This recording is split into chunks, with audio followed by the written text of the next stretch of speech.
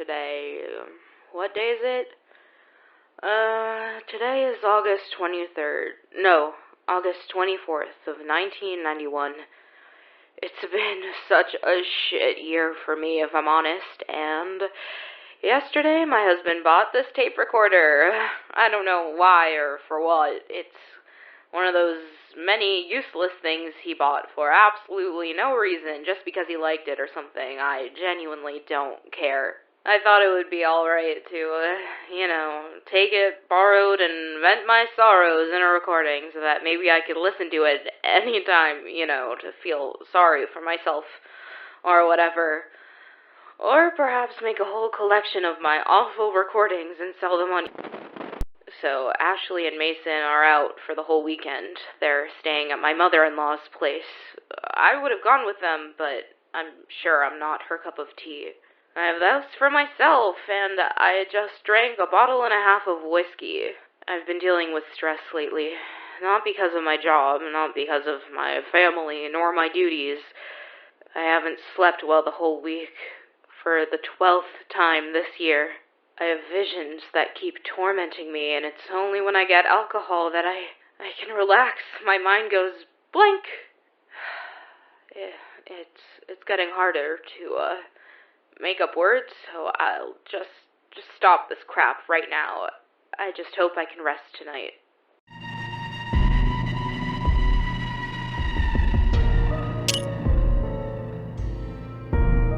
It's the 18th of June today. I found Mason's tape recorder again. I found out he doesn't use it that much anyway. I know he only bought it because he's a compulsive buyer and can't get a hold on himself. Anyways, I'm at my office, staring drunk at the ceiling and struggling to think of a present for Ashley's birthday tomorrow. That kid never asked for much, but I want to make her feel good. It's her birthday. It's her birthday, and that makes it harder for me to tell her. I went out with Caesar last Sunday. Caesar Magwood, of course, son of the owner of this shithole, and he told me that his son, Harlan, he just killed himself. He was like a son to me, and he was like a brother to Ashley. I just don't know if I should tell her. I don't know how she'll handle that. It was her best friend. That boy. He had a tough life for sure. And I loved him like a son. His father was so devastated, and so was his grandfather, that dirtbag. I don't know what to think. Could this be karma? Should I let Ashley know about this?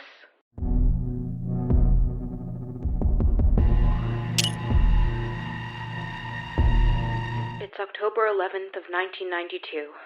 It's been 2 years already. And the media is talking about it again. Martin, Josh, and Wendy, and in 2 months it'll be Lorraine. It feels like the whole country is judging me, pointing at me, hating on me. Yet they don't know I held the knife. I didn't take the knife by myself, though. I've sometimes thought of turning myself in, or confessing it to everyone, shouting it at the top of my lungs. But then I remember my family would be in danger if I say anything. If I'm not here anymore. What do I have left? Just you? A tape recorder?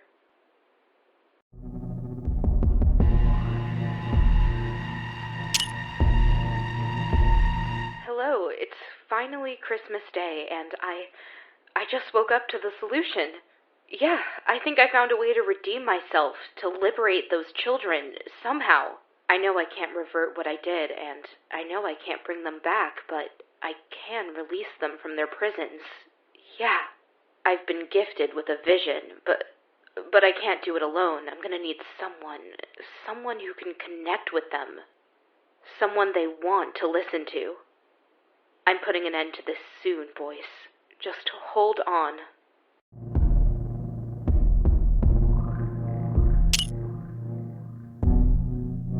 Hello, it's November 13th of 1994. Tomorrow is Ashley's first shift.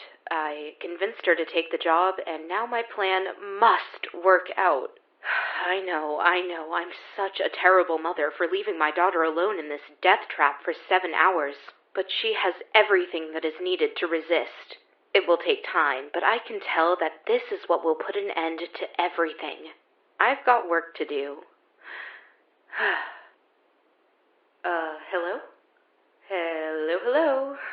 Hey, how's my favorite security guard doing, huh?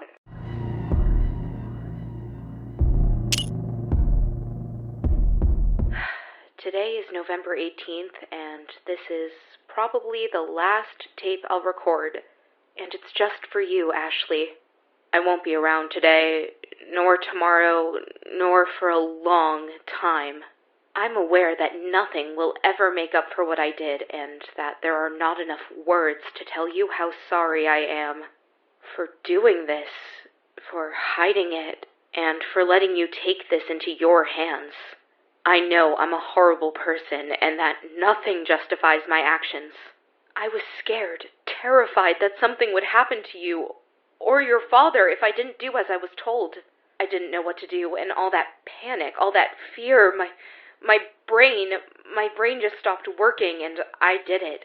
Ashley, I'm sorry about everything. Martin, Josh, Wendy, and Lorraine, I'm sorry about everything. I know you'll never forgive me, and you shouldn't.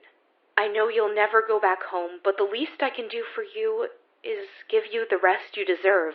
A closure once and for all. Goodbye.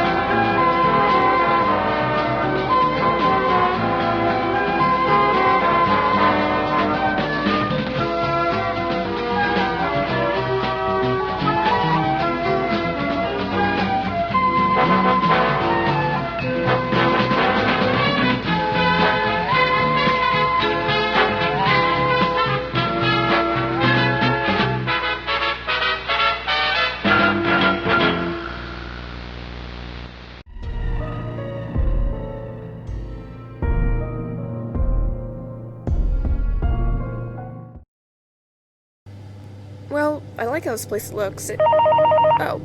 Someone recorded a message for me. Sweet. Hello?